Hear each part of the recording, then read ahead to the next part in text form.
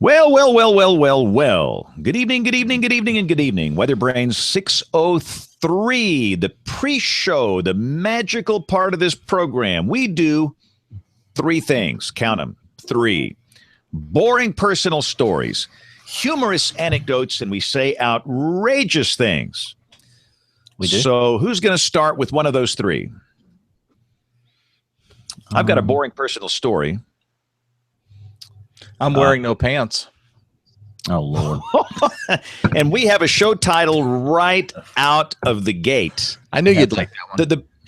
The problem with the show title and the pre-show, the people listen to the show don't get it. They don't know where the show title came from. But the mystery. Brian's wearing a shirt that says the best pants or no pants. Yeah.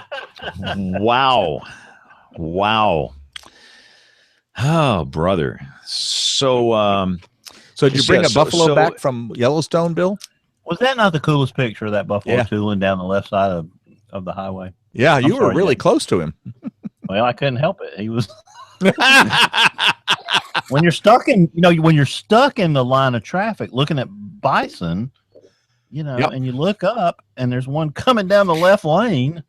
It's like, hey, people, y'all better get out of the way. We're about to be gored here. Sorry, James, I didn't mean to ruin your boring personal story. Well, no, this is a better boring personal story. So what's your personal? What was really boring was that from Monday night until Friday night, I had on average 2 megabits per second of internet. Oh, which to upload your radio, James, took upwards of an hour and 40 minutes. Wow. So it was the other end of the scale from your fancy fiber that you have. Big pipe. I was in the middle, and for 122 miles on Thursday, I had 0 cell coverage. It's rough country out there, Bill. It's tough. They hand you this thing Hey, when you drive into them. Oh, hold on, I'll show you this. Hey, Judy, can you hear us? Yes, I can. Hello. Hello, this is James, Brian, and Bill. Thanks for coming on the show tonight. You're very kind. Well, my pleasure. You've only been on the most wanted list for like 6 years, Dr. Curry. So this is what they hand you when you drive into Yellowstone. Yellowstone is a dangerous place. You can either get boiled in an acid pit, or you can, at 280 degrees, or you can get gored by a bison or chewed up by a grizzly bear. It's just crazy. I looked outside the hotel in Cook City, Montana on Tuesday night, and there was a bison in the yard. Yeah. Wow. So since we're going back to school, did you know what the buffalo said to his son when he dropped him off at school? Oh, brother. Are you ready for this? Yes, we are. Bison. Haven't been able to use a rim shot in a long time, James. I guess I'll keep my day job, huh? Yeah, please. What is your day job, Brian Peter? I can't tell which is your night job and your day job. Dr. Curry's saying, what in the world did I get myself into this time? I know. I spent all this time building her up. This was going to be a professional show, and now she realizes. Yeah. Our advice is to run right now. This is what our smart guests do. Run as far and as fast as you can. So, well, you knew some of the crazy interviews I've done. Accidentally, and this was when I was sick. I called out, ready for our interview, and I didn't realize no. And I said, oh, gee, I'm coughing away. And it turned out to be some Alex Jones, somebody who's affiliated with him, all the conspiracy theorist stuff. Oh, boy. Infowars. Yeah. And chemtrails and all this kind of stuff. I go, oh, my gosh.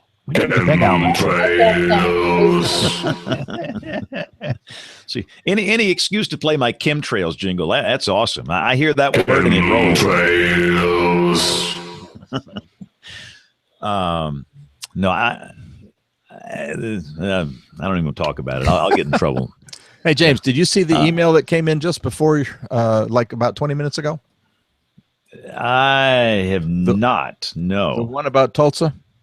That's it. Got it right here. We're going to lead off with it.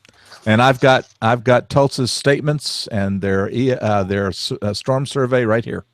Yeah, I totally observed the whole thing after the fact.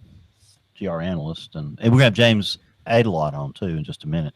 I don't know where he is. I'll find him real quick. I don't have him in my list. No, he's tweeted that he's going to be on the show several times, so that's awesome. I just talked to him 15 minutes ago, so I'm afraid that he didn't get the email. Yeah, he got it, so he's on his way. All right, good. Never mind. Do we have any bio information for him? No. Well, it's in the calendar, Brian. It's he works for the Fox channel in Tulsa. That's all I wrote was he's a TV meteorologist, Fox 23 in Tulsa. Okay. So we're about to hit the TV side. We've got 30 seconds to say anything outrageous before television joins us. So you know what? I bet Kim Cloco doesn't know how to join us. Yeah, she didn't join us last week. She was but sick, she was though. ill, right? Yeah, she okay, was right. That's right. You got that. She was all excited. I thought it was at the last something- minute. Her fever spiked, and she didn't. James, can you hear us? Yes, I can. Can you hear me? Yes. Who's that goober behind you back there? That is Brad Carl, our weekend meteorologist, who started our Fun Fest Saturday night. Wow. Yeah, we can't wait to hear the story. We have Dr. Curry on from, I assume Dr. Curry lives in Atlanta. Bad assumption. No, I'm in Reno, Nevada now. Well, that shows you what I know. Wow. Look at the back window and see all that Geography sunlight. is not his high suit, No. unless it's in Alabama. Our current events. So you didn't live there and commute to Georgia Tech, did you, when you were there? No. I retired from Georgia Tech earlier this year, and I had a sabbatical before that. So I've been here for a couple of years. Cool. Great. Well, and let me welcome our television viewers. For those watching on television, it's 30 minutes after the hour. We're about to get the show started. This is WeatherBrains, the annual weekly weather party. Annual? And the only thing I've not been able to figure out, we're going to play a video clip, and I'll figure this out later. I just didn't have time, but we're going to. Our friend from Estonia sent us some videos, so we're going to roll that, and the world can hear that, but I can't hear it. So, just for insiders' information here, everything else should be working as normal.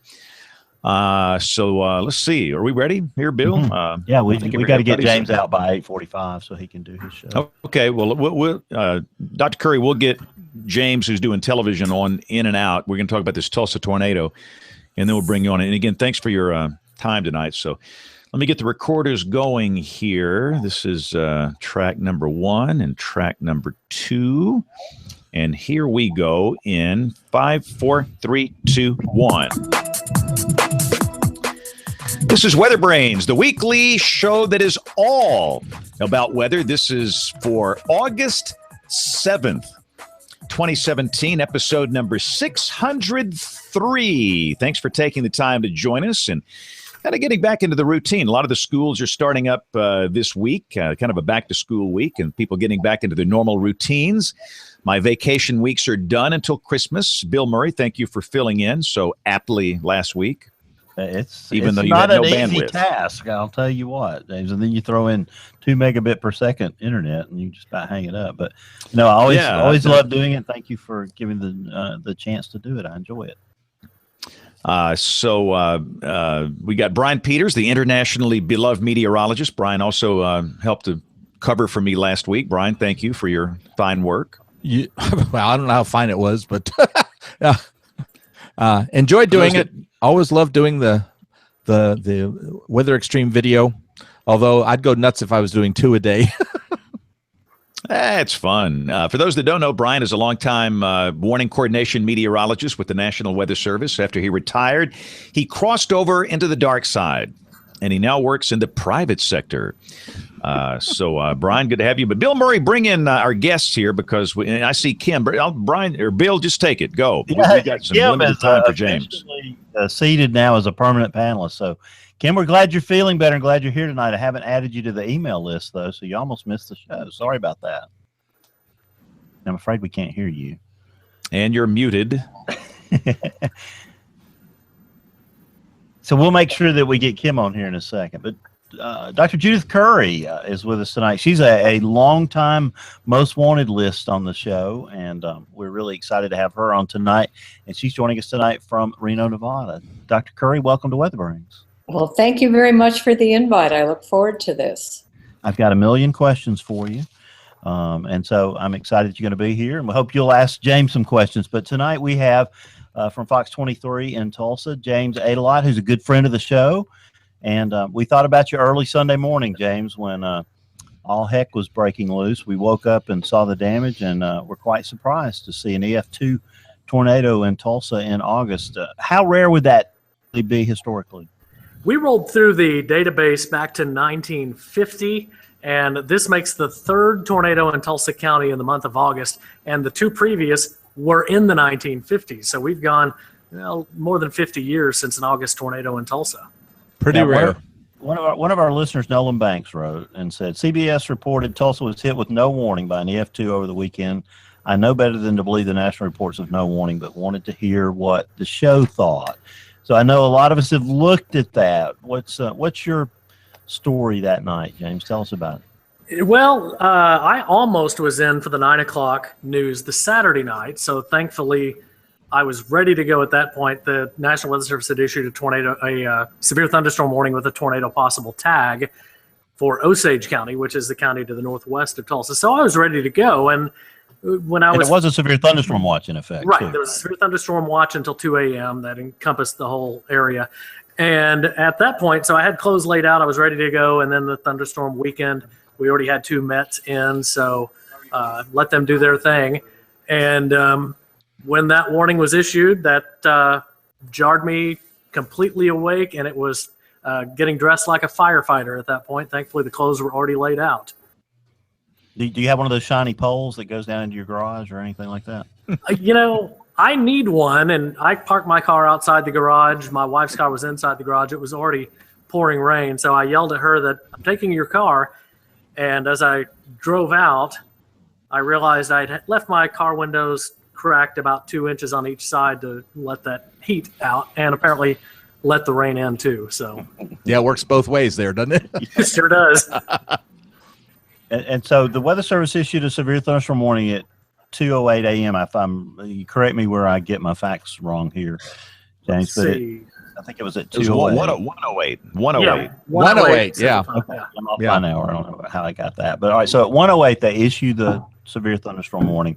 That storm intensified quickly for what reason?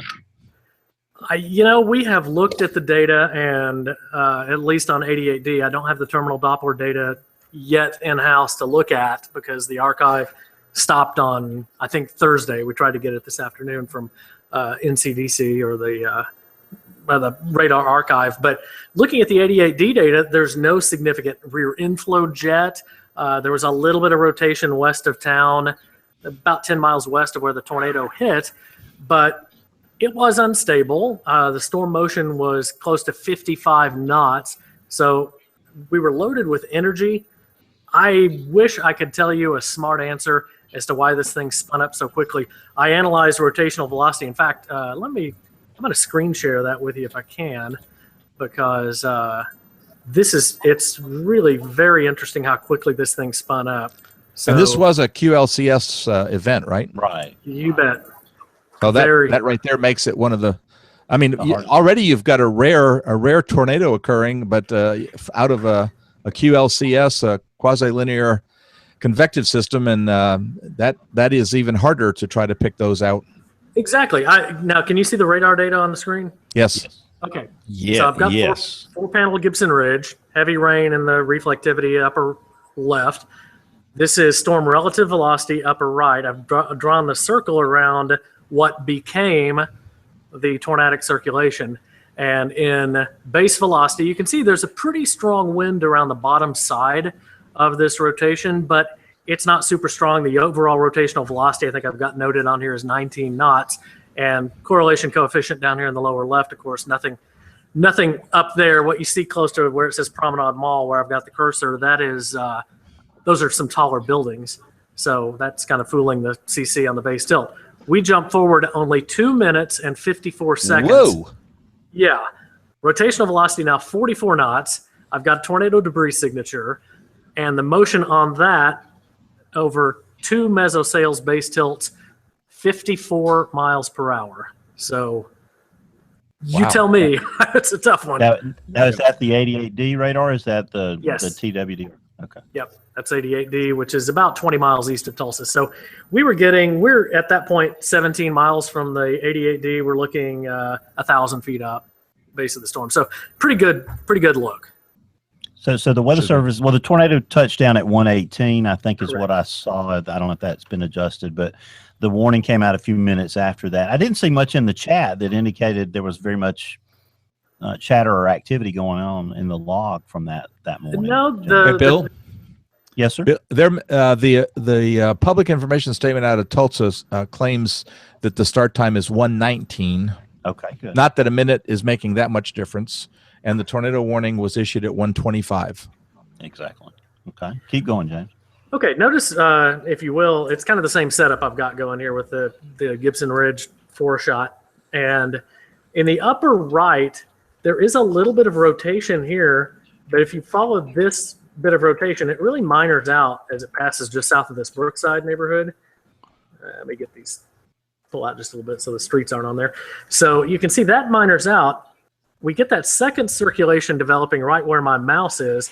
That's the one that just bombs away and produces that tornado. And you can see there's the circulation when the tornado warning gets issued. It's already out of Tulsa, which caused a lot of consternation with siren mentality. People didn't hear a tornado siren. And to the credit of Tulsa EOC, when the warning was issued, the tornado was already out of Tulsa city limits. So at that point, why sound the siren? You're not getting anything accomplished. But right, this thing spun up so quickly. The first damage was actually at this point. So it actually was less than 3 minutes. So 117 to 118 in 22 seconds. Very weak circulation to the first damage was actually right here, just north of where you see Whiteside Park on the screen. So something made this thing just go gangbusters in a very short amount of time. And we ended up with 2 or 3 more north. The main mesoscale convective vortex was north of town. You can kind of see that spin up there in the upper. And then we had 2 circulations developed right on either side of this highway, one of which did have a TDS. If you look closely, you can see in the lower left panel, we had that little lower bit of CC right there. So, and these 2 little things just almost Fujiwara'd around each other for a brief bit. And so I wish I had better answers. It was one of the more, well, I hate to say unexpected, but I didn't go into Saturday night thinking we were about to have an EF2 tornado at all. Well, whenever you don't know what happens, everybody just says, it's a gravity wave. That's Exactly. Just gravity wave. Gravity wave. Al Moeller, who was one of my heroes in this science, and Brian and Bill, you know of Al, who passed away here recently, but he was one of my heroes too. Over and over and over. This is where I get this saying. It's not mine, it's Al's. When it comes to thunderstorms, what do? Expect the unexpected. Yep. And that's a classic example. There's a lot of things we don't know, and there's a lot of things we can't do. And it's a reminder that humility is missing in this science. And you know, who in their right mind would have issued a tornado warning, 30 minutes before this happened? There's no way. We're not that good. So again, the bottom line is there was a severe thunderstorm warning. How many minutes before this came through, James? 108. So 11 minutes before touchdown was the severe. And of course, everybody's screaming, we got no warning. It's on the, news. And Bill, we got that email. Have you read that yet? I did. Yeah. But, from our friend Nolan Banks in Wichita. That's the standard network news line. It's struck without warning, millions in the path. Same thing. But the truth is, if people would have gotten the severe thunderstorm warning, that they should have been toned out with a weather radio smartphone app. What percentage of people in Tulsa do you think use a weather radio? It can't be high. I would estimate less than 10%. I'm not sure what the national level is. I don't know. That's a great question. I think your number is probably pretty good. Okay. I do too. I don't know the good answer. And do you tone out all severe thunderstorm warnings on your phone, or just those that are tagged tornado possible? This one was not. So Well, that's an interesting solution right there, James, because they don't send them over WEA, as far as we know from Dr. Milletti a couple of weeks ago. Should they maybe think about toning out severe thunderstorm warnings that have a tornado possible tag? Kim Cloco, that might be a good question for you if you can hear us and we can hear you. And maybe not. No, doggone it. We can't hear Kim. I think she can hear us. But that is maybe an can hear us, solution right there. Kim, can you hear us? Thumbs up. Okay. Yeah. So, You can hear us well. That was 2 thumbs up. But it is the siren thing. It's all people are saying. Well, they didn't sound the sirens. It just makes my head want to explode. I mean, what can we do to tell people you really do need a weather radio or some kind of good app on your phone to make this thing work? It's not going to be a siren. As James said, quoting our good friend Rick Smith, who couldn't be here tonight, you need 3 ways to get warnings, and make sure you have 3 different ways. Yeah. So that's I want to say that the EMA director for the city of Tulsa made the right decision, because obviously, if the signature is out of the city limits, there's no reason for him to blow the sirens and cause additional concern. So, I think that was a judgment call and a good one on his part. Well, it really still points out how we have to take severe thunderstorm warnings seriously, and we just don't. Yeah, but let me ask James, because James has to go. It's 45 after the hour. How did you guys handle this on television, James? Kind of talk us through the TV coverage. Well, we were already on staff with Brad here, my weekend evening meteorologist, who was doing a great job just doing regular cut-ins as this line approached. Tornado warning gets issued. He goes on full time because we had a production crew here just by an abundance of caution. We sort of trend overcautious on this. Just in case they're needed, they're here instead of trying to get to work in a severe thunderstorm. So he started continuous coverage. Our weekend morning meteorologist was already on the way in. It didn't take me long to be on the way in either. So we actually stayed continuous coverage from about 1:20 to 10 o'clock in the morning. So we blew everything out, no commercials, and just stayed live shots in the damage too. So it was intense. If you would, James, remind everybody what happens when you blow out all the commercials. Yeah, as I told people, we lose money, but we gain image when we do this. Yeah. So maybe next time people remember we're the ones that do this. Yeah, so many of the complaints around here are, you're looking out for an area that's a long way from me, but people don't realize a television station is losing money during that period of time, and they choose to do that. Why? Because it's a public service and lives are at stake. Yes, and it's a considerable amount of money. Plus, you're talking overtime for everybody coming in on a Saturday night. We tend to swarm on big news and big weather, so we had everyone in. Every meteorologist, including one on vacation, came in without getting a phone call. So it was great to see everybody swarm in. One more thing, we know you got to go. How would you grade the weather service in Tulsa with their performance at Sunday morning? It's as good as can be expected. If I was responsible for issuing warnings on that is almost a case of being dropped on a treadmill that's already moving at full speed. You see it happening, and mentally you're kind of in a catch-up mode. And I think they caught up really quickly, and they nailed the next 3 tornadoes out of this QLCS event. Well, for all the people that are griping about the warnings, I say you go down. Let's see you walk a mile in their shoes. All these Monday morning quarterbacks, these mental giants that say, "Well, I would have had a tornado warning out, 20 minutes before it touched down." No, you wouldn't. No, human 95% false alarm rate. You'd be issuing 1,000 tornado warnings. Yeah. Do you know how the weather service Tulsa's false alarm rate is, James? I don't know. Getting to work with them close, and I'm about a minute away from a topical. They're pretty good, and it's kind of it's a tough place to be in because you've got these QLCS tornado warnings that you have to deal with, and you can't ignore them. Yeah. But unfortunately, QLCS tornadoes, false alarm rate's high, and probability detection's not real good. So thank you. Well, James, thanks for coming on the show. You're a fantastic guest. You got it right. You do it right. You got a servant's heart. You're the best. Thank you. Thank you, sir. Have a good one. Yeah. Awesome. Okay. All right, I'm keeping my fingers crossed, James, that we can hear Kim, and let's see. Hello, Kim. I think that means we can't.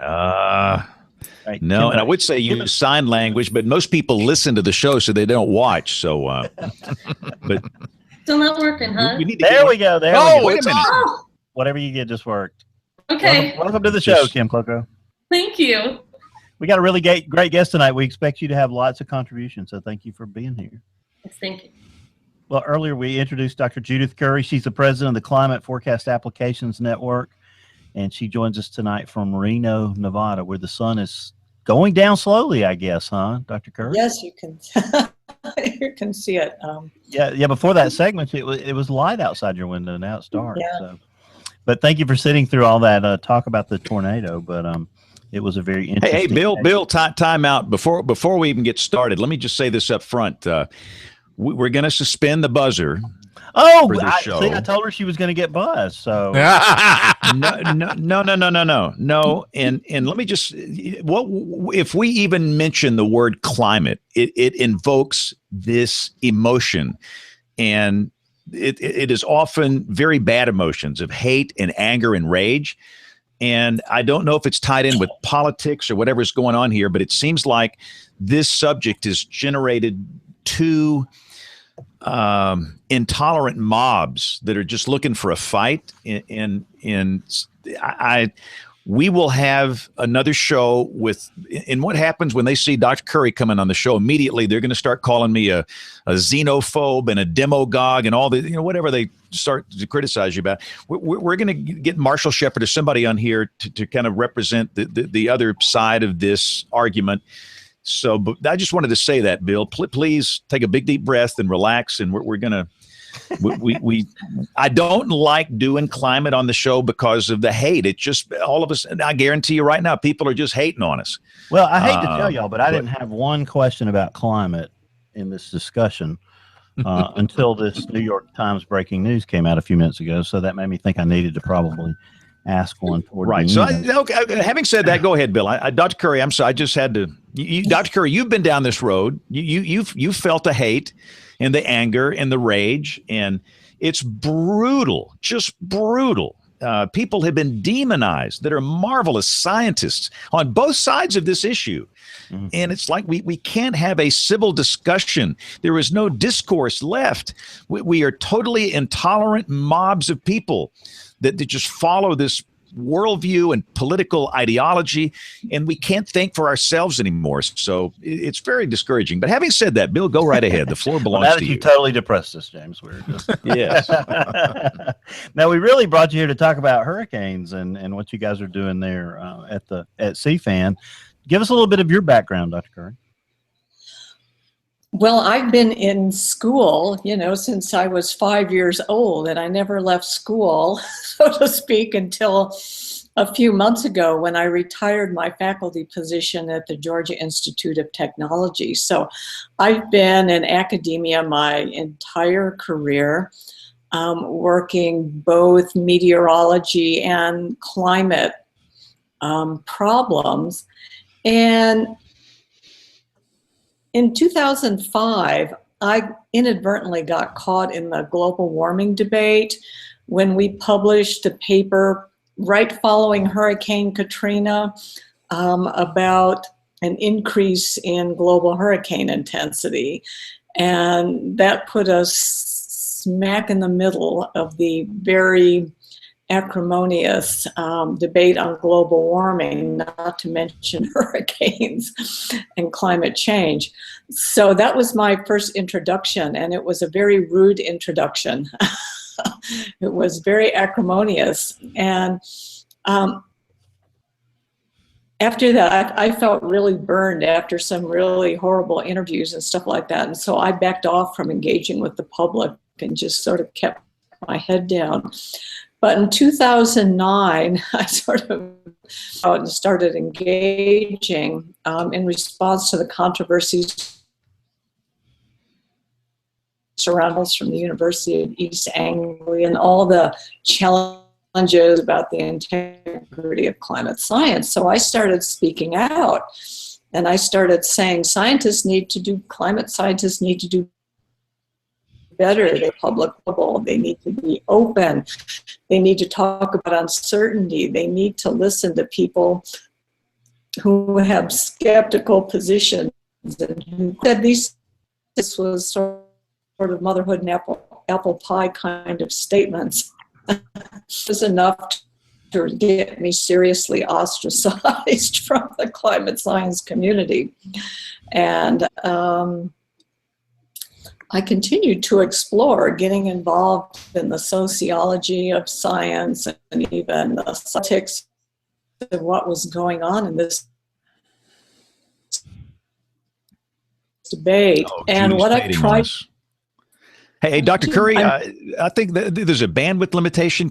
What helps if you could turn your camera off in a low bandwidth situation? That would help. Most people listen to the show, so we don't have to have the video. If you can turn that video off, and you can do that up there with the little gear, but the little camera with the slash through it, and that will help us. That sounds so much better. So pick it right up from there. I'm so sorry. Thank you. Better already. Okay, and so I had to challenge my own body. I need to fight this. I need to really sort through this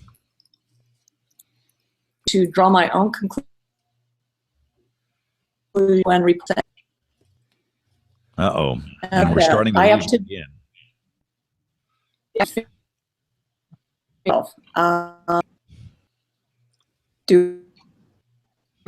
sorry. Dr. Curry, we're having a hard time hearing you. I'm afraid the bandwidth for some reason is throttled way back, and we're now having a hard time hearing the audio.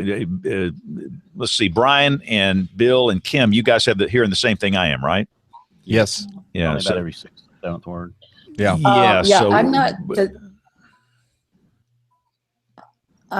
We've had some weather here, so what the problem is? Can I phone in? Are you hearing me it sounds now? like it's a bandwidth restriction, and it just happens. I mean, it happens to everybody. That sounds better. So let's try. On the last few words, you sounded much, much better. So let's try it again. Okay. So, sort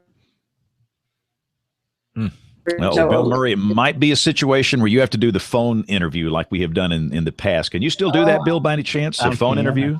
I can. Because I tell you, at this rate, we just cannot understand enough of what Dr. Curry's saying. So we might, Bill, dismiss you so you can call Dr. Curry on the phone if that's doable and do the interview on the phone, and then we will put that in the audio show. Because I'm afraid that's the only we've got the camera turned off, and that's the only trick I know is to turn off the video. But Dr. Curry, we're hearing about once out of every 10 words or so here. So, Bill, can you handle that responsibility? And Bill is going to go handle it. So, Dr. Curry, Bill is going to call you on the phone, and he's going to record the interview on the phone, and we'll edit that in the audio show. So we're going to hang up here, and Bill's going to call you in just a second. So thank you so much for bearing with us, Judy. Thank you. So now there are 3 of us. Wow. And then there were 3. Look. And so again, what we're going to do, all that you've heard, all the trouble we had, that's not going to be in the produced audio version, which most people listen to. So for the producer who's going to have a fun night tonight, I'm going to count to 3 or count down from 3, and we're just going to pick it up. This will be after Bill's interview with Dr. Curry. So this is the post-interview segment in 5, 4, 3, 2, 1. Bill Murray and Dr. Judith Curry, thank you so much. And again, we had some technical issues with Dr. Curry and the internet connectivity, and so Bill wound up doing that interview via phone, and unfortunately the 3 of us were not able to hear the interview. But again, and Kim, climate is an important issue.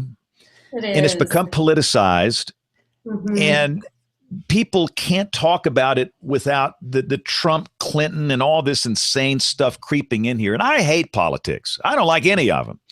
But so how in the world can we talk?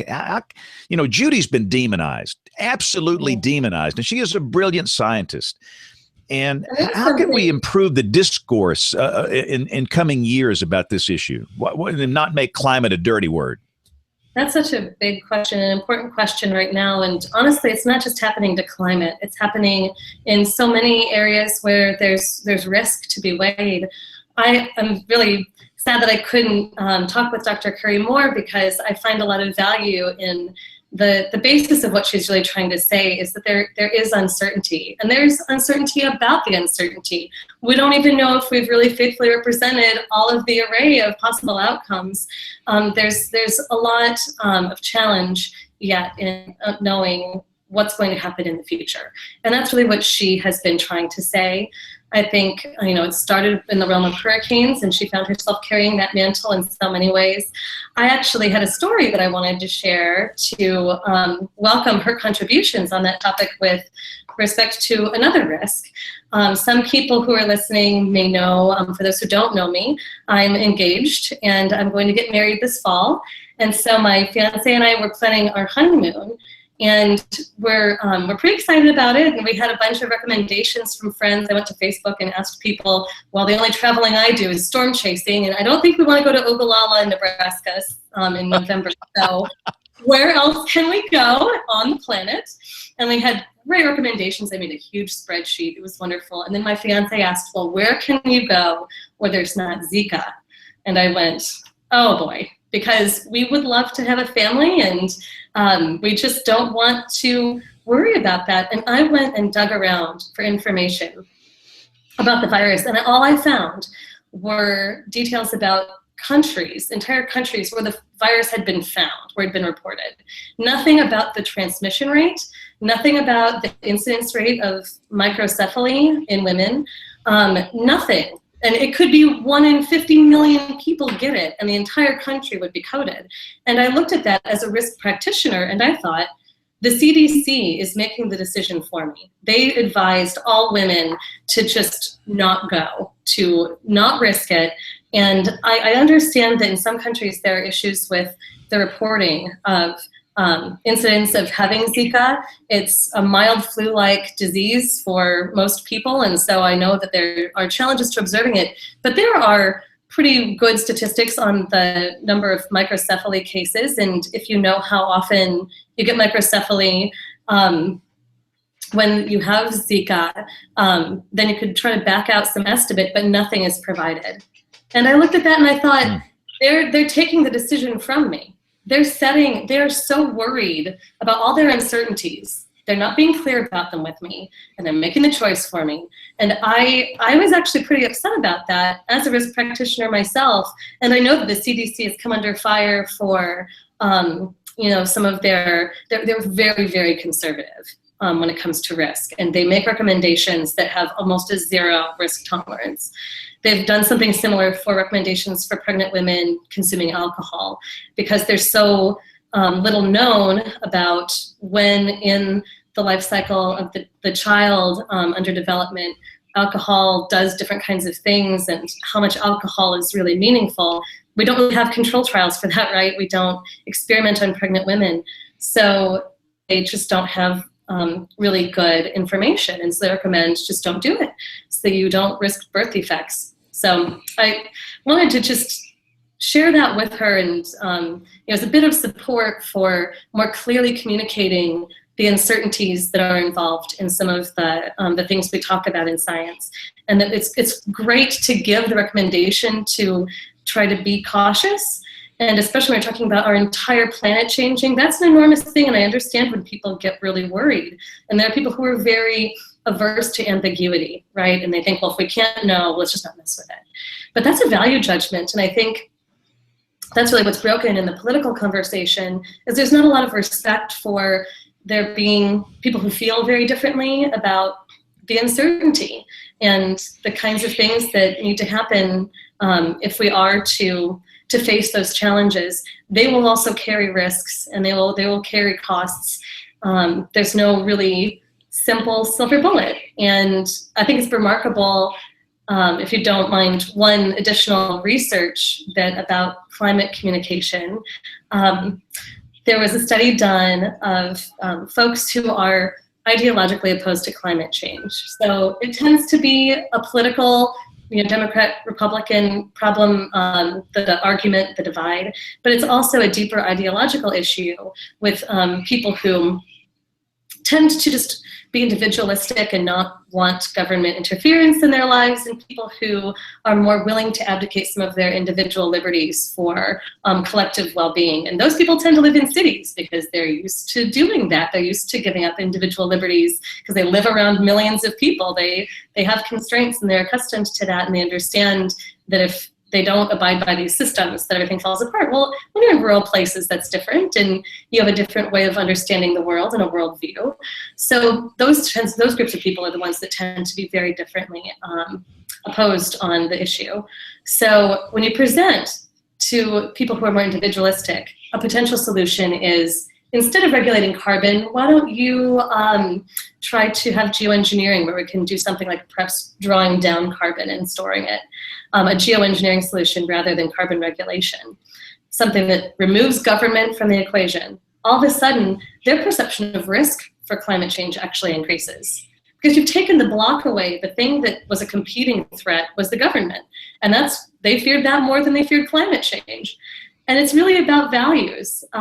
So I think there's a lot of room here to answer the very big question that you asked, James. There's a lot of room here for respect on both sides. And if you just know a little bit more about why the folks who don't agree with you feel the way that they do, I think that there's a lot more that we can do to get somewhere in these conversations. But you're right, we get so deadlocked, and it's really unfortunate. Right. And my pick of the week, it's going to be an essay that I wrote about this subject. And I wrote this 2 years ago. And it's kind of an encouragement for us to just kind of sit back and take a big, deep breath, and let's respect each other a little bit and listen to each other. And anyway, you can read that essay if you want. But I was roped into this 10 years ago, maybe 11 years ago, 2006, I think, or 2007, maybe 06. And I didn't even know that it was politicized back then. That's how naive I am. I have zero interest in politics. I mean, none.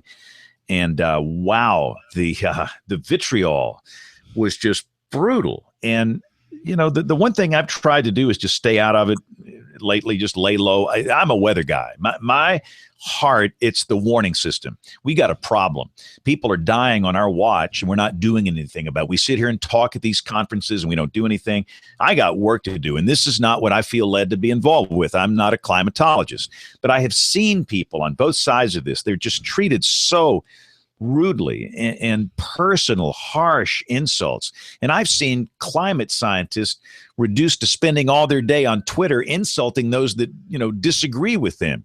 And that goes on both sides. This is not just one side of this thing. And it's just this bizarre area that I don't like. It makes me very uncomfortable. And that's why I don't like talking about it on the show. Everybody gets their back arched and get all upset. And but you bring to the table, Kim, some of the most common sense thoughts I've heard in a long time on this about the whole approach. But one thing about me, I am not going to take a dime. And I have had people offer me things on both sides, money and food and everything else. And, I've heard I'm on a hit list to be converted. That they want me to be the next guy that's saved. It is almost in a religious type vein. And Brian, remember the NWA meeting we had here in 2011? Yes. There was a little function, and they tried to feed me and give me all this stuff. And I went, but I didn't eat. And I appreciated the offer, but I just don't. If I start taking anything, I just don't like doing that. But there was a lady, I thought she was having some type of epileptic seizure, and she was on the floor rolling around, and then she's just, she's regretting the damage we're causing to the planet or something. I'm thinking this is just too strange. I mean, so I don't like to get involved in it. But what I'd love to do is to have Judy talk about what her concerns about uncertainty, and then bring on a Marshall Shepard, somebody that's, that's into this, but he does it in a common sense kind of way, and then we can be done with it. But Kim, while I've got you on the line here, talking about uncertainty and the CDC, that was a very interesting analog you made there. Do you think they don't have any social scientists working with them at all on these Zika issues and things like this? That's the crazy thing. We, in my time working at NOAA headquarters, I just moved to work at the Severe Storms Lab and SIMS in Norman. But when I was at headquarters, we actually did a lot of collaboration with the CDC because they have one of the best, most robust in-house risk communication capabilities in the federal government. Public health is where risk communication was actually born as a discipline. It had the most funding for things like understanding the cancer debates surrounding tobacco and everything else. And so, yeah, they actually have a couple of very talented folks. I have thought about reaching out to them with my frustration and trying to ask why some of these decisions are made above their heads. It's not that the communication team just decides a strategy. I think that they are in consultation with some of the political leadership, and it could have been that as an agency they decided that they could not have much tolerance for risk and that their messaging was just going to be very much, well, what is knowingly safe? What can we say we know for sure is safe to do? And when there's uncertainty, their policy is just to give the advice that they know is safe for sure. So I can't say that it's the team, and their judgment alone, but I am actually very interested to find out because I couldn't believe that I couldn't find that information, and it kept me. When you don't provide uncertainty, right, you're deprived. You could not make your own decision, right? You couldn't make your own decision. You're either scared to death about it, and this woke me up to some of the things that we talk about in meteorology quite often, where we're not providing uncertainty of so many things, the things that forecasters, sitting in the hot seat may know, and they might know that there's a storm that's more likely to produce a tornado than another, but we treat them the same in the warning system. It just would be really nice to think about, and I'm glad that I get the chance to work on more ways to describe some of that uncertainty. Interesting stuff. Well, we're running kind of long here because of Bill's recorded interview and the way this whole thing worked here. So let's take a quick break. We're going to roll Professor Peters. We're going to have Tony Rice. We'll come back with the weather roundup. We've got some email. Aubrey's not here, but we have a special video email. Brian, how do you say it's a video message? Yes. From across the big pond. We'll play that, and then we'll have picks of the week and much more. As WeatherBrains rolls along, a lot to go, so you hang with us. WeatherBrains 101 with Professor Peters. Our topic for this episode gets the blame for some weather occurrences, but it also exists on other planets other than Earth. I'm talking about the jet stream. Jet streams are fast-flowing, narrow air currents that meander through our atmosphere as well as the atmosphere on some planets. For us, the main jet streams are located near the altitude of the tropopause and are westerly winds, that is, they're flowing from west to east, but may have substantial northward or southward components. The paths of jet streams often have a meandering shape that may resemble a sine wave, but jet streams also start, stop, split into two or more parts, combine into one stream, or flow in various directions. The strongest jet streams are the polar jets at 30,000 to 39,000 feet above sea level, and the higher altitude but somewhat weaker subtropical jets at 33,000 to 52,000 feet. The northern hemisphere and the southern hemisphere each have a polar jet and a subtropical jet.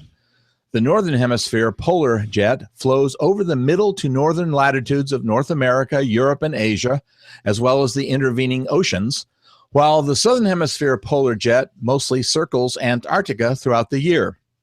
Jet streams come about due to two factors: the atmospheric heating by solar radiation that produces the large-scale polar, Ferrel, and Hadley circulation cells, and the action of the Coriolis force acting on those moving masses. The Coriolis force comes from the planet's rotation on its axis. The polar jet stream forms near the interface of the polar and Ferrel circulation cells, while the subtropical jet forms near the boundary of the Ferrel and Hadley circulation cells. One way of visualizing a jet stream is to think about a river. The river's current is generally the strongest in the center, with decreasing strength as one approaches the river's bank on each side. This analogy leads to jet streams being known as rivers of air. There are other jet streams occurring in the atmosphere. During the Northern Hemisphere summer, easterly jets can form in tropical regions, typically where dry air encounters more humid air at high altitudes. Low-level jets are also typical of various regions, such as the central and southeast United States. The location of some of the jet streams are used by meteorologists as an aid in weather forecasting. If you've ever flown on a commercial airliner, you may have encountered the jet stream, as flight time can be dramatically affected by either flying with the flow or against the flow, resulting in significant fuel and time cost savings for airlines. Often, the airlines work to fly with the jet stream for this reason. Clear air turbulence, a potential hazard to aircraft passenger safety, is often found in the vicinity of a jet stream, but it does not create a substantial alteration on flight times. If you have a question about the weather, you can drop an email to question@weatherbrains.com. Looking beyond the atmosphere, here's Tony Rice with your Astronomy Outlook. The total solar eclipse sweeping across the continental United States is just 2 weeks away, but there's still some excitement in the sky this week. The Perseid meteor shower is already underway. Actually, there's 10 meteor showers of varying rates that are active this week. Most of these only produce 1 or 2 meteors per hour, and that's under the best conditions, far away from light pollution. But the Perseids will be the stars of the show this weekend, no pun intended. Each year, the Earth passes through dust particles, left behind by the tail of Comet Swift-Tuttle. Those particles burn up in our atmosphere at about 37 miles per second, leaving behind a brilliant flash of light. As Earth passes into denser portions of this trail, meteoric activity increases. And that's exactly what's going to happen Friday, August 11th, that evening, into the morning of August 12th. The best time to view is about 6 in the morning, Saturday morning. Look to the darkest part of your sky for best results. Now, you may have seen claims in social media that this year's Perseids are expected to be the brightest shower in recorded human history, with meteors visible even in the daylight. While rates of up to 150 meteors per hour are expected, and that is higher than normal, the waning gibbous moon will be around 75% illuminated. That's going to make seeing any of those few extra faint meteors no one's really sure where those claims came from, but they're definitely false. I verified this with NASA's Meteoroid Environment Office in Huntsville, and they followed up with a press release that states, quote, "We wish this were true, but no such thing is going to happen," unquote. Tonight, though, there's going to be a partial lunar eclipse, but it's only going to be visible to WeatherBrains listeners in parts of Europe, Africa, Asia, and Australia. So, Tarmo, be sure to send us some photos. The next lunar eclipse visible from North America won't be until January 31st, 2018. All the continental United States is going to be able to see some of the show, but the best viewing is going to be from the West Coast. Also tonight, the moon is full. And that makes sense because lunar eclipses can only happen during a full moon. 2 weeks from now, the moon will have finished its lunation cycle and returned to a new moon. And that also makes sense because solar eclipses can only occur on a new moon. That's your Astronomy Outlook. Follow me in RTP Hokie for more spacey stuff like this. Well, since Tony mentioned Tarmo in Estonia, he actually sent us a video report, ladies and gentlemen, from across the pond. Here you go. Hello, WeatherBrains. This is Tarmo Tanilso from Laguja, Estonia. This time with picture and sound. Don't worry, Kevin, Sally, don't worry, audio listeners, I will be extremely descriptive. Well, currently, if you are watching the video version, you would be seeing an Estonian gentleman speaking with an accent, about 27 years of age, to be more precisely. And the reason why I'm this time talking to you in video is because right now we are witnessing something special. And let's walk and let's take a look at the moon. See something? Well, I'm not quite sure how well it does shows up on a camera. Let me pause the automatic shooting here, and perhaps you would be able to see it. Let's go now a few frames back, and probably to give the real look, let's rotate the image. here we go. We are currently seeing a partial lunar eclipse. You know, these eclipse things come in multiples. When there is a lunar eclipse, then there is bound to be a solar eclipse or vice versa within a fortnight. And this is exactly what we're witnessing. We're 2 weeks away from the great American eclipse, which I will be watching from television here in Estonia. But right now, we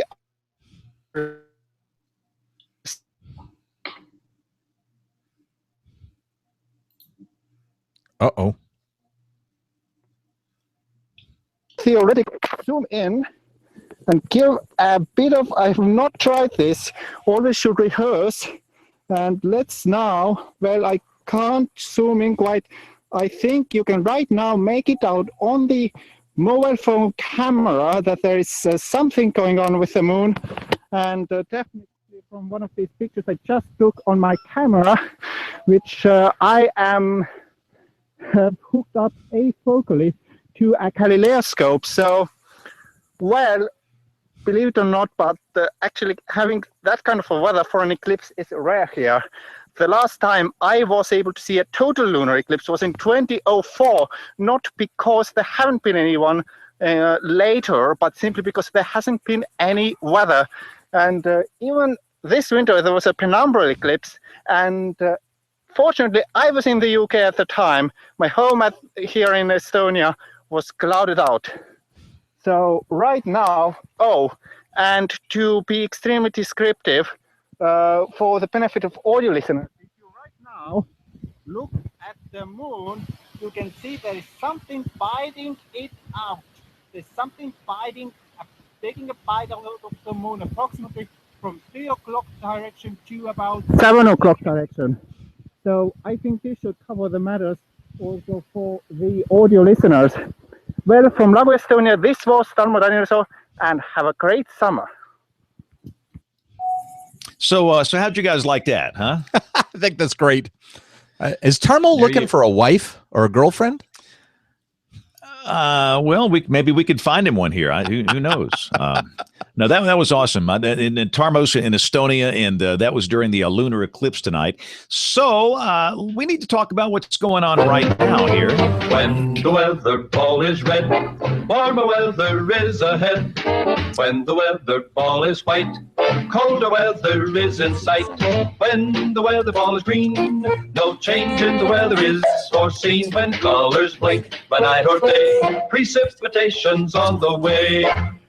We're doing this show on August the 7th, 2017. And Kim, I guess the big story over the weekend had to be the Tulsa tornado. I don't know if you were on during James' discussion in Tulsa, but that was quite a late Saturday night for them. Yeah, it sounds like it was really terrible. Down in Norman, we got some of the tail end of those storms. It was a crazy night even here. And I woke up and looked at my radar and saw Tulsa getting hit at the time and thought, oh, boy, those poor people. Little did I know how bad the situation really had gotten. But like you guys were saying, that was just the worst case scenario cocktail of all of the worst things for actually getting the word out.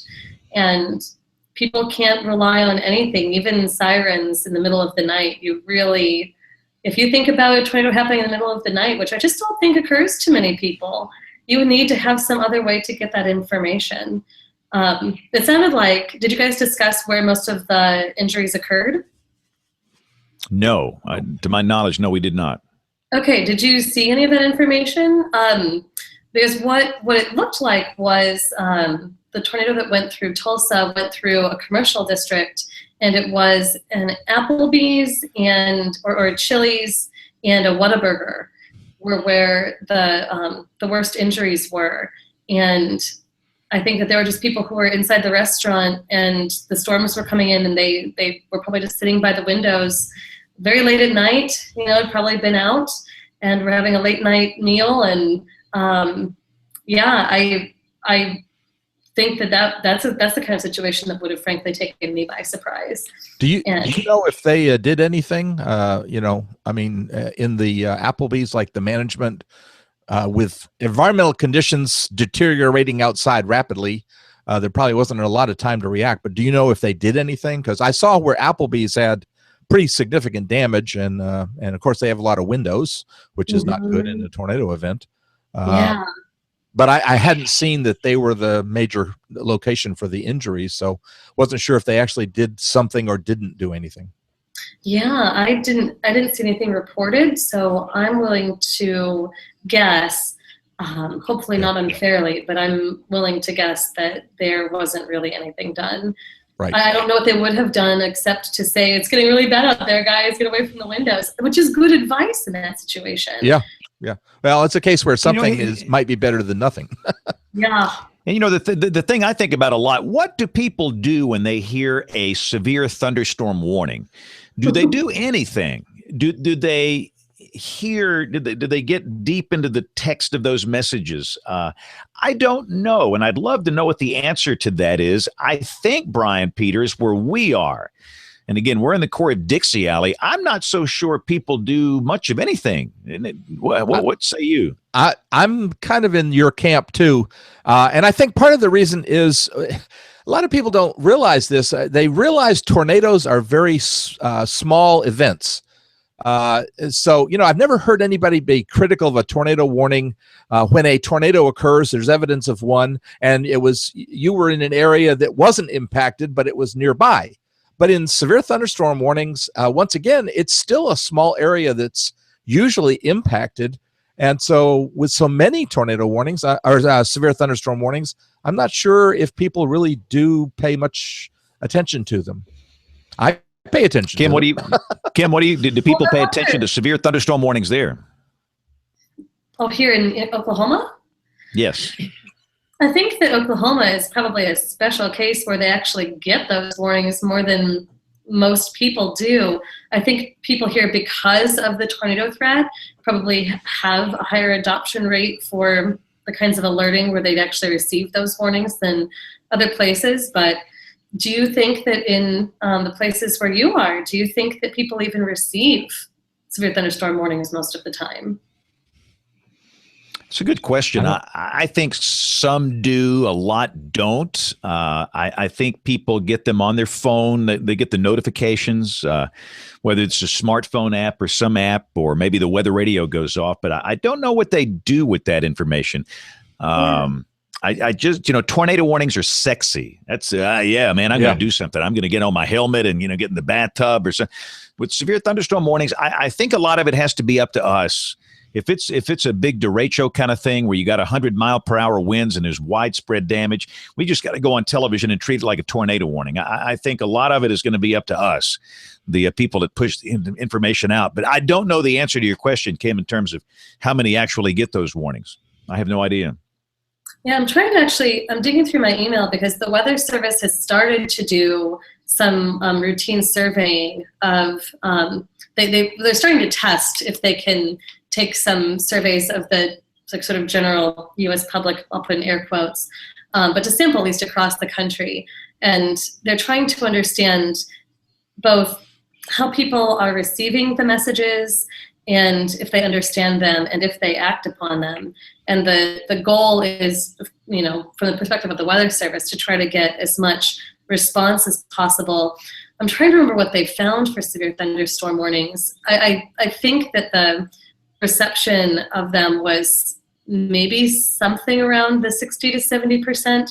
I can try to dig those numbers up, but it wasn't very high. I remember that. And most, from what I recall, a lot of people didn't necessarily take much protective action. I do think this is a good step, though. I think we need to learn a lot more. I don't think that we collect very much data. We sure do have a lot of observations of the atmosphere, but we don't have very many observations of the people that we're serving to know how well we're really doing and how meaningful our messages are. And there's no point in us either, Had an interesting case study today. So I was speaking at Mississippi State University to a conference, and right at the end of my talk, we had the WIA went off. Everybody's phone, it was kind of awesome. I wrapped up and the phones went nuts. It was a flash flood warning. And I'm thinking, so this is kind of an interesting experiment. I'm just going to observe and see if anybody does anything. And they didn't do anything. We kept on going. And having said that, now, I'm sure somebody checked the weather and there was no immediate flood threat on the campus there, but people just kept on going about their business. And I think a lot of people do that with severe thunderstorm warnings. And that's the thing I wonder, of the people that did hear that severe thunderstorm warning 11 minutes before the tornado damage occurred, did they do anything with that information? Did they go to a small room on the center of the house on the lowest floor? Did they get away from windows? Did they wake other family members up? To me, that would be a very interesting case study to see if that warning did any good at all. And I just don't know the answer. Yeah, that would be a really wonderful thing to study. I agree. See, we're going to give Kim all these assignments now that she's on the show. And then she's going to say goodbye. Yeah, she's going to run like a jackrabbit. We should also mention we have going on what should be our first hurricane of the Atlantic season by the time you maybe listen to this. Franklin, as we're doing the show, is a tropical storm making landfall on the coast of the Yucatan Peninsula, and it's going to emerge in the Bay of Campeche. During that journey across the Bay of Campeche Wednesday, the Hurricane Center brings it up to a Category 1 hurricane, and I think it's going to do that. In fact, Brian, we're old as dirt. How many tropical systems have you seen cutting across that bay down there? And they really rapidly intensify. They do. What is it? The water temperature I saw was 30 degrees centigrade. Woo. Yeah. That should add some fuel to the storm. Yeah. I wouldn't be shocked if it's stronger than that, but whatever. That should be the first of the season, and it makes the second landfall on the Mexican coast, way south of Brownsville, Texas, on Thursday. So that's we got the tropics on the Atlantic side heating up. There's a little wave out in the middle of the Atlantic, and I don't think it's going to make it. Initially coming out of the gate, coming off the coast of Africa, everybody was excited. It looked good. The Hurricane Center had the thing, what, a 60-70% chance of developing, and the shear and the dry air is eating it alive. I just don't know. In fact, most of the models don't even pick it up. So, but that we have tropical action, and where we are down here in the deep south, Brian, it's chilly, raining. And we're breaking out the jackets and the sweaters here in August. How many Augusts do you prepare a 7-day forecast and not one of the highs was over 89? That's no 90s. That's kind of unusual down here. We're typically into spontaneous combustion here this time of the year. So that's pretty crazy stuff.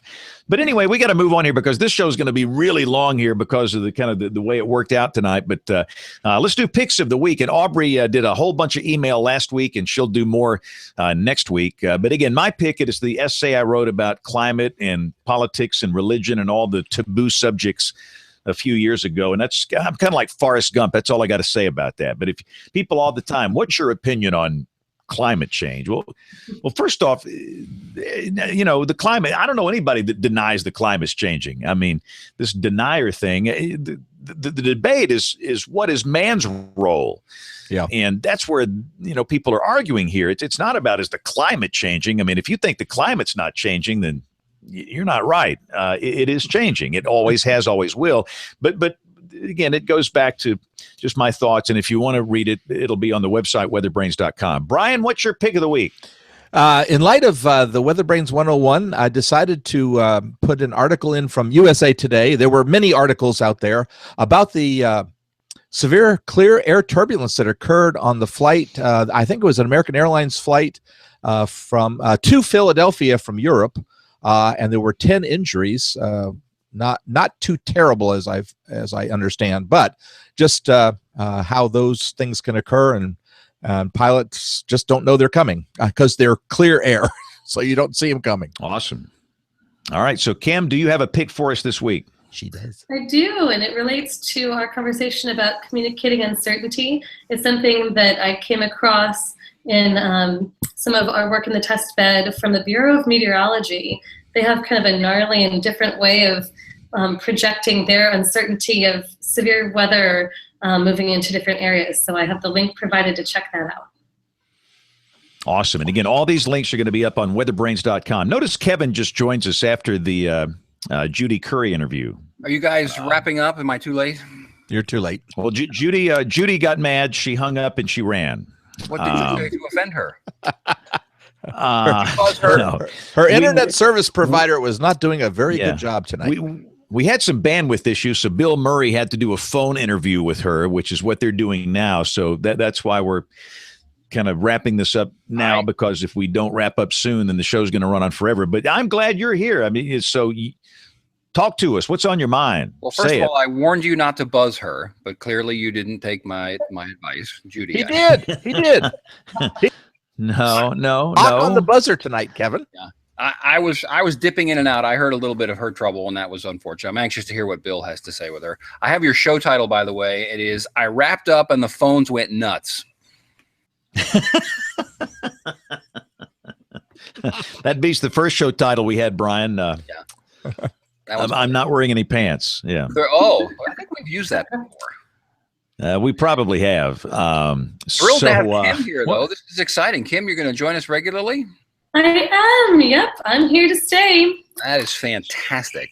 Sometime you and I talked briefly at the IWT, and we're gonna do that. You and I are gonna talk on this show about heading for me, because that's the Bible now for all broadcast people. That we need to revisit that and have you give us more depth and color on that if you're willing.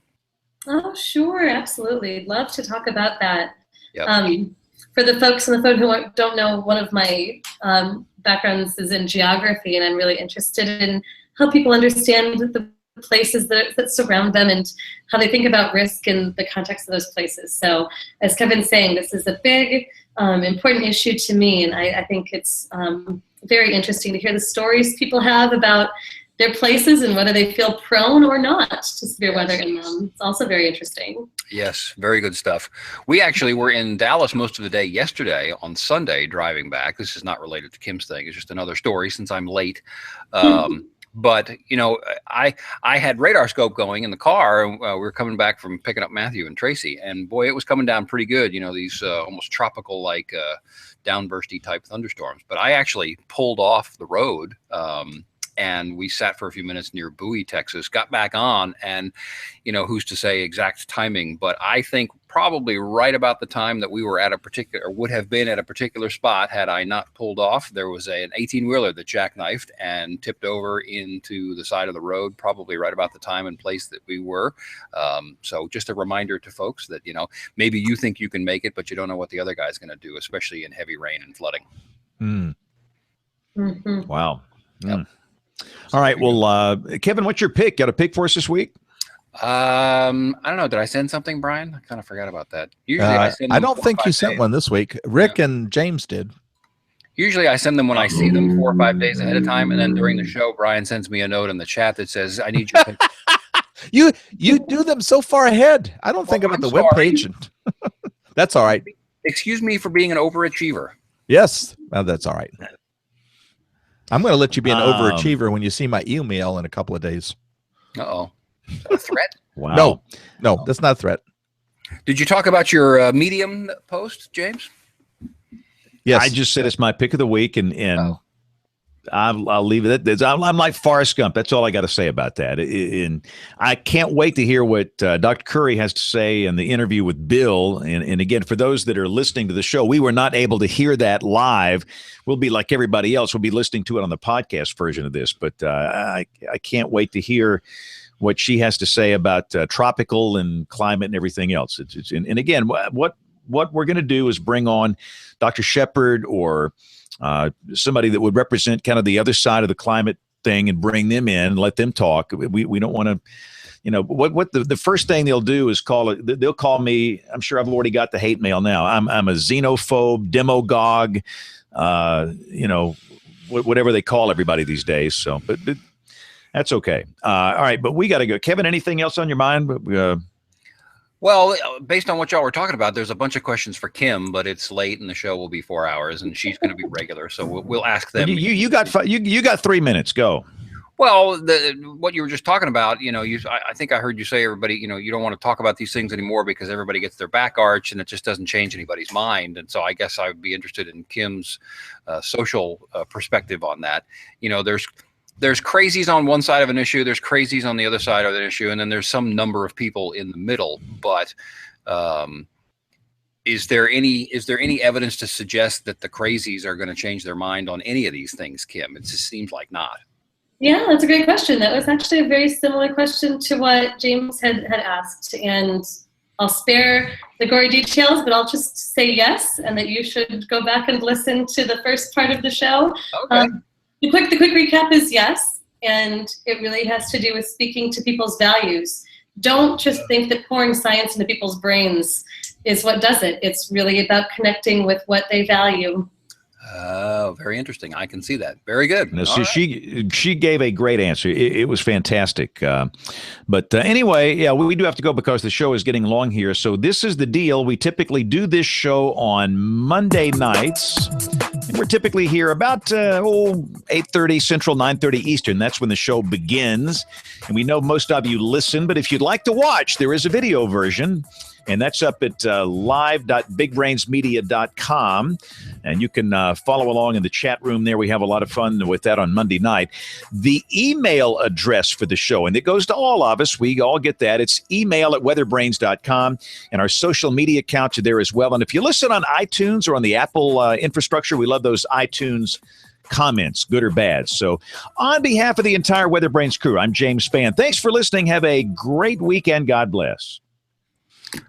I'm going to have to say, I wish I'd thought of this years ago, just showing up for 6 or 7 minutes at the end. Nah, that's not going to work. Glad to have you here. Yeah, thanks, guys. I'm going to bail out here. Y'all have a great week. We'll talk next week. Bye-bye, everybody.